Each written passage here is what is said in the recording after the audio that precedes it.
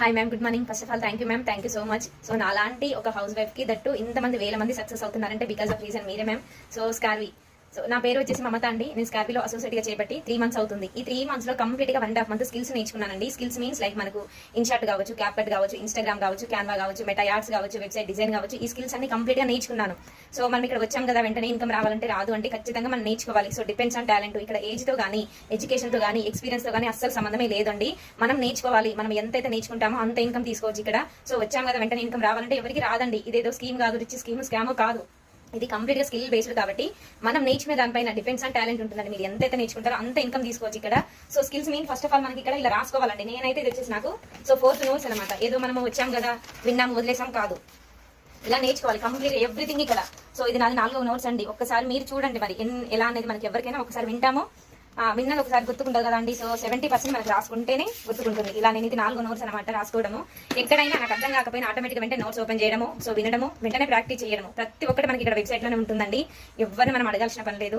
So కొత్త వాళ్ళకి నేను చెప్పేది ఒకటి అండి, స్టార్టింగ్ లో చాలా భయం ఉంటుంది. అసలు ఆన్లైన్ ప్లాట్ఫామ్ కదా, నమ్మాలా లేదా ఏంటి అని ఎవ్రీథింగ్ ప్రతి ఒక్కరికి భయం ఉంటుంది. మీరు ఇక్కడ ఒక అడుగు వేసారంటేనే అది ఫస్ట్ స్టెప్ ఎక్కినట్టు. మీరు ఇంకా భయపడాల్సిన అవసరం లేదు. ఇక్కడికి వచ్చిన తర్వాత ఇంకా నేను చేస్తానా లేదా అనే డౌట్ వద్దు. ఇంకా అసలు డౌటే వద్దు. నేను చేస్తాను కాబట్టి ఇక్కడికి వచ్చిన. సో నేను అలా అనుకున్నానండి. భయం చాలా ఉంది, చాలా భయం ఉంది కాబట్టి చెప్తున్నాను. అందుకోసమే అవన్నీ పోయినాయి ఇప్పుడు.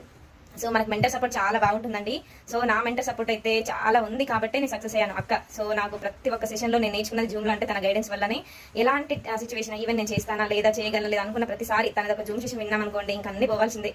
మనకి ఎలాంటి కనిపించదు, ఇంకా ఎలాంటి డౌట్స్ ఉన్నా ఏ భయం ఏది కనిపించదు. మన ముందు ఒకటి మాత్రమే ఉంటుంది, నేను చెయ్యాలి, నేను ఎందుకోసం వచ్చాను, నేను ఎక్కడ లాగ్ అవుతున్నాను, నేను ముందుకు వెళ్ళాలంటే నేను ఏం నేర్చుకోవాలి. ఫస్ట్ ఆఫ్ ఆల్ నేను స్టక్ అవుతున్నా అంటే వీడియో పర్పస్ లోనా, ఏఐ పర్పస్ లోనా, ఎక్కడ అవుతున్నాను, దానికి సంబంధించిన కోర్స్ ఓపెన్ చేయడం. 10 సార్లు విన్నానండి. నేను ఒక్కొక్క క్లాస్ ఒకసారి అర్థం కాలేదు, నాకు 2 సార్లు అర్థం కాలేదు.